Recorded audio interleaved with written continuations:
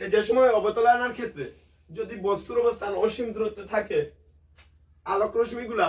কিতাই বলছে যে সময় রিফ্লেক্ট হইব আলোক রশ্মি তো আয়নাত পড়ার পরে তো ঘুরিয়ে আইব প্রতিফলন নিয়ম অনুসারে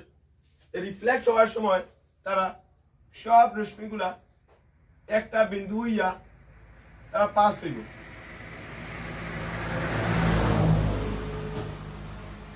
সব রশ্মিগুলা একটা বিন্দু হইয়া পাস হইব যার নাম কি দেব ফোকাস আর তার ভাঁজ কেন্দ্র তো এখানে থাকবো আকর্ষণ ক্লিয়ার আছে বুঝা গেছে এইরকম মানে যদি অবতরণের বস্তু অবস্থান যদি অসীম দূরত্বে থাকে এটা অসীম দূরত্বে থাকবে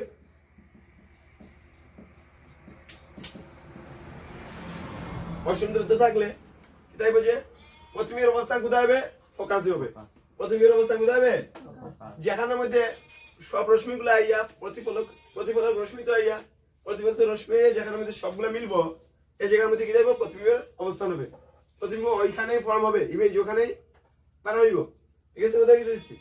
আমরা দেখছি কি যে যদি অসীম থাকে অবতরণের ক্ষেত্রে বস্তুর অবস্থান তাহলে প্রতিবিম্ব অবস্থান কোথায় থাকবে ফোকাসে থাকবে প্রতিবিম্বের আকার কি হবে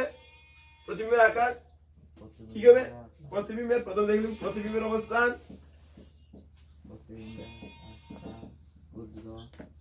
প্রতিবিম্বের অবস্থান থাকবে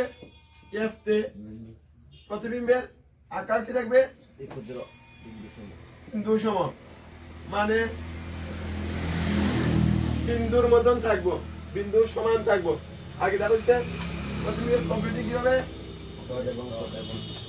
সদ নাকি বুঝা গেছে